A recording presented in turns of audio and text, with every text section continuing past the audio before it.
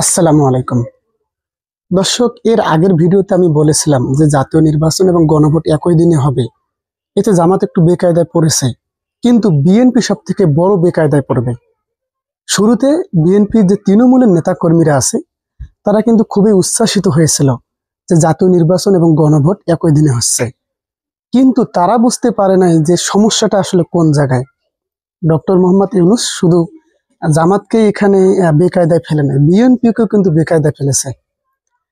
একেবারে কি পোস্ট বিএনপির তৃণমূলের নেতা কর্মীদের, আমাদের এই জয় হয়েছে, জামাতের পরাজয় হয়েছে, সেইভাবে। কিন্তু বিষয়টা অন্যরকম। মানে এই যে জুলাই সনদের আদেশ যে জারি করা হয়েছে, জুলাই সনদ বাস্তবায়ন আদেশ, গ্যাজেট যে প্রকাশ করা হয়েছে, এখানে স্পষ্ট করে একটা বিষয় লক্ষণীয়। বিএনপি হ্যাঁ ভোট দিতে বাধ্য হবে। বিএনপি কিন্তু বেকায়দায় পড়ে গেছে। বিএনপি এখন এতদিন না ভোটের প্রচারণা চালিয়েছে না, এখন হ্যাঁ ভোটের প্রচারণা চালাবে। কারণ আছে। কারণটা কি? কারণটা হইতেছে, এমন ভাবে জুলাই সনদের আদেশ বাস্তবায়ন করা হয়েছে যেখানে যদি জুলাই সনদটার হ্যাঁ ভোট যদি জয়যুক্ত না হয় তাহলে নির্বাচনটা অবৈধ হবে। যদি বিএনপি না ভোটের পক্ষে প্রচারণা চালায়, যদি না ভোট জয়ী হয়, তাহলে বিএনপি যদি ক্ষমতায় যায় তাহলে সেই নির্বাচন, সেই সংসদটা অবৈধ হবে। তার মানে বিএনপিকে বাধ্য হয়ে ভোট দিতে হবে হ্যাঁ ভোটে। এজন্য আমি বলেছি যে বিএনপির জন্য কপাল কিন্তু পড়বেই। শুরুতে বিএনপির নেতা কর্মীরা কিন্তু তা বোঝে নাই। পরে দেখা গেল যে সালাউদ্দিন আহমেদ, বিএনপির স্থায়ী কমিটির সদস্য, উনি হাউমাউ শুরু করে দিলেন। অনেকেই বিএনপির হাইকমান্ডও মনে করেছে যে আমরা এটাকে স্বাগত জানালাম, একই দিনে জাতীয় নির্বাচন এবং গণভোট। কিন্তু বিষয়টা ছিল এরকম যে মূলত নির্বাচনটা হবেই সংবিধান জুলাই সনদের ভিত্তিতে। জুলাই সনদের ভিত্তিতেই নির্বাচনটা হচ্ছে। তার মানে জুলাই সনদের বৈধতা দিতেই হবে, এজন্য হ্যাঁ ভোট দিতেই হবে বাধ্যতামূলকভাবে। যদি বিএনপি না ভোট দেয় তাহলে নির্বাচন এটা অবৈধ হবে, এবং বিএনপি ক্ষমতায় গেলে যে সংসদ তারা গঠন করবে সেটাও অবৈধ হবে। রাষ্ট্রপতি স্বাক্ষর করেছে, বিএনপি বলেছে এটা তো ডক্টর ইউনূসের এটা তো ভুল হয়েছে। ডক্টর ইউনূসের তো এখতিয়ার নেই। ডক্টর ইউনূস ঘোষণা করেছেন যে 4টে বিষয়ে কিন্তু দেখেন ওইখানে সামনে দেওয়া থাকবে, 4টে প্রশ্নের মধ্যে হ্যাঁ এবং না ভোট থাকতে হবে। তার মধ্যে কিন্তু জুলাই সনদের আইনি ভিত্তিতে উচ্চকক্ষে পিয়ার পদ্ধতিতে নির্বাচন, এটা 100 জন সদস্য সেখানে যাবে এবং তারা কিন্তু সংবিধান সংশোধন করতে পারবেন। এবং বাকি আরো 3টা বিষয় আছে। সব থেকে মজার বিষয় যেটা, যে নির্বাচনটা যে হচ্ছে, গ্যাজেট যে প্রকাশ করা হয়েছে, গ্যাজেট যে প্রকাশ করা হয়েছে, শুরুতে বিএনপি বলে মানে বুঝেছিল যে জাতীয় নির্বাচন এবং গণভোট একই দিনে হচ্ছে, আমাদের দাবি হয়তো তারা মেনে নিয়েছে। কিন্তু যখন গ্যাজেট প্রকাশ করা হলো তখনই দেখা গেল যে বিএনপিকে হ্যাঁ ভোট দিতে হবে বাধ্যতামূলক, না হলে জুলাই সনদের আইনি ভিত্তিতে এটা নির্বাচন রাষ্ট্রপতি স্বাক্ষর করেছে, ডক্টর ইউনূস স্বাক্ষর করেছে। এজন্যই কিন্তু বিএনপি খেপেছে। বিএনপি কিন্তু এমনি এমনি খেপে নাই, যদিও বাংলাদেশ জামাত ইসলামও প্রতিক্রিয়া জানিয়েছে যে আমাদের পরামর্শ সরকার কাজে নেয়নি। জামাত একটু হুঁশিয়ারি দিয়েছেন, কিন্তু এটা মূলত দেখেন জামাত কিন্তু থেমে যাবে। এরপরে জামাত আর কিছু করবে না, জাস্ট একটু সামান্য একটু প্রতিবাদ জানাবে জামাত সহ 8টি দল, তারপরে তারা কিন্তু থেমে যাবে। কারণ এখন নির্বাচন সামনে, যদি বৈধতা পেতে চান তাহলে জুলাই সনদের আইনি ভিত্তি লাগবে। এই জন্য হ্যাঁ ভোটে বিএনপিকে ভোট দিতেই হবে। আর সেখানে দেখা গেল যে তত্ত্বাবধায়ক সরকার আছে সহ, এবং 33টা বিষয়, 30টা বিষয়ে যে ঐক্যমত হয়েছে সেগুলো বাস্তবায়ন হবে। যদি নোট অফ ডিসেন্ট বিএনপির ওখানে দেওয়াই নেই।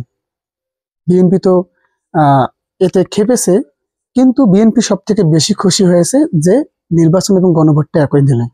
এখনো অনেকে বোঝে নাই, বিএনপির যে তৃণমূলের নেতাকর্মীরা আছে তারা কিন্তু এখনো বোঝেন নাই। অনেকে আবার দেখা যাচ্ছে যে জামাত শিবির, এনসিপি সহ সবাই আসলে হতাশায় ভুগতেছে যে জাতীয় নির্বাচন এবং গণভোট একই দিনে হলে তো আসলে বিষয়টা অন্যরকম হবে।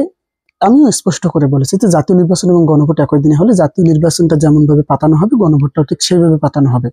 কিন্তু বিষয়টা আসলে ঘুরে যায় কখন, যখন গ্যাজেটটা প্রকাশ করা হয়।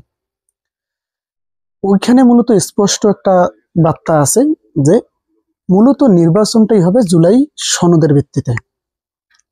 তো জুলাই সনদের ভিত্তিতে নির্বাচন হবে, সেইখানে জুলাই সনদের আইনি ভিত্তিতে আপনি না ভোটে কিভাবে ভোট দেবেন? আপনি যদি না ভোটে ভোট দেন, না ভোটের প্রচারণা চালান, তাহলে আপনি যদি সংসদ গঠন করেন, সরকার গঠন করেন, বিগত যে সবগুলো ছিল, তাহলে এগুলো সব আপনাকে অবৈধ মেনে নিতে হবে। নির্বাচনটা অবৈধ, আপনি যে সরকার গঠন করলেন তাও অবৈধ। এখানেই গন্ডগোলটা বেজে যায়। ওই জন্য কিন্তু বিএনপির স্থায়ী কমিটির সদস্য সালাউদ্দিন আহমেদ তাৎক্ষণিক কিন্তু 1 ঘন্টা পর কিন্তু প্রতিক্রিয়া জানায়।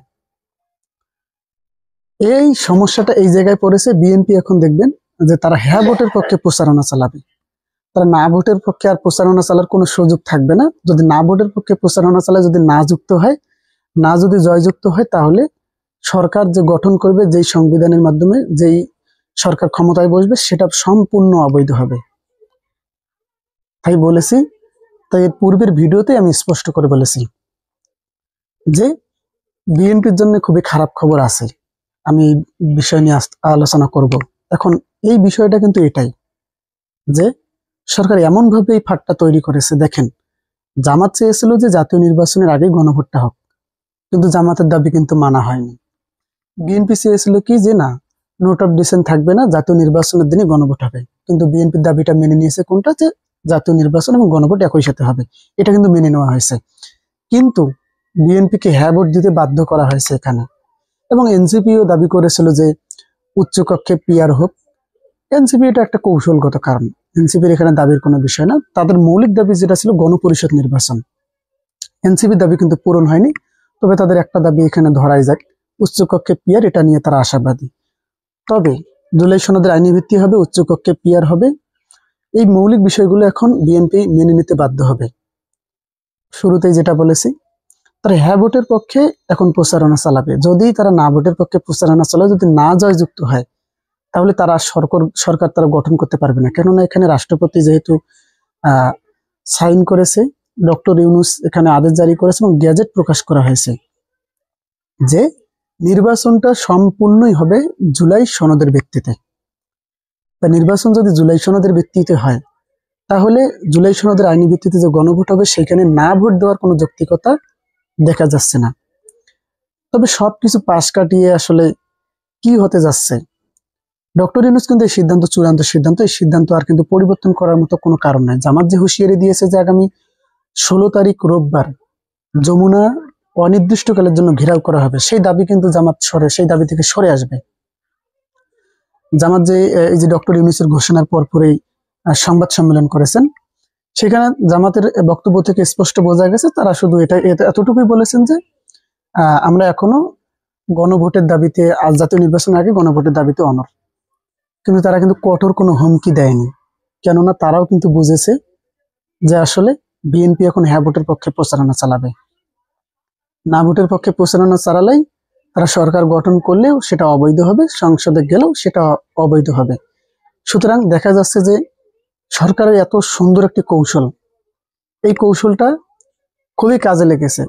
আমরা জামাতকে স্পষ্ট করে একটা বক্তব্য দিতে চাই যে আপনারা কোনো ধরনের কর্মসূচি এখন গ্রহণ না করে আপনাদের জন্য মঙ্গল হবে। বিএনপি যদি কোনো কর্মসূচি গ্রহণ করে, এখন যেই দলই কর্মসূচি গ্রহণ করবে, যেই দলই কঠোর অবস্থানে যাবে, সেই দলই কিন্তু জনগণ থেকে বিচ্ছিন্ন হবে। সেই দলেই কিন্তু বাংলাদেশের মানুষের কাছে এখন নেগেটিভ একটা ধারণা থাকবে সেই দলের প্রতি। সুতরাং জুলাই সনদের ভিত্তিতে নির্বাচনটা যেহেতু হচ্ছে, গেজেট প্রকাশ করা হয়েছে, তাই জুলাই সনদের আইনি ভিত্তি অবশ্যই পাশ হবে। আর এটা বিএনপি পাশ করাবে, বিএনপি মেনে নিতে বাধ্য হবে। কেননা না হলে তারা সরকার গঠন করতে পারবে না, সবকিছু অবৈধ হয়ে যাবে। এজন্য সালাউদ্দিন আহমেদ তাৎক্ষণিক প্রতিক্রিয়া জানিয়েছেন, যেটা হতে পারে না। 280 দিনের মধ্যে এটা সংবিধান সংস্কার একটা বিষয়ক কমিটি গঠন করা হবে, উচ্চকক্ষে পিআর হবে, এগুলো তারা মানতে পারতেছেন না। তাদের নোট অফ ডিসেন্ট গুলো নাই, তাদের নোট অফ ডিসেন্ট গুলো সেখানে আছে, তুলে দেওয়া হয়নি। এই বিষয়গুলো তারা কিন্তু মানতে পারতেছেন না। তাই আমি স্পষ্ট করে একটা কথা বলি যে বিএনপি হ্যাঁ ভোটের পক্ষে প্রচারণা চালাবে। আপনি এখন দেখে নেবেন, এটা মাত্র সময়ের ব্যাপার, খুব শীঘ্রই বুঝতে পারবে। এখনো যদি না বোঝেন, খুব শীঘ্রই বুঝতে পারবেন যে আসলে নির্বাচনটা জুলাই সনদের ভিত্তিতেই হচ্ছে। তাই এর আইনি ভিত্তি অবশ্যই প্রয়োজন। এজন্য গণভোটে বিএনপি সহ সব দলেই যারা নির্বাচন করবেন, তারা সবাই হ্যাঁ ভোট দিতে হবে। এই কৌশলটাই কিন্তু সরকার কাজে লাগিয়েছে।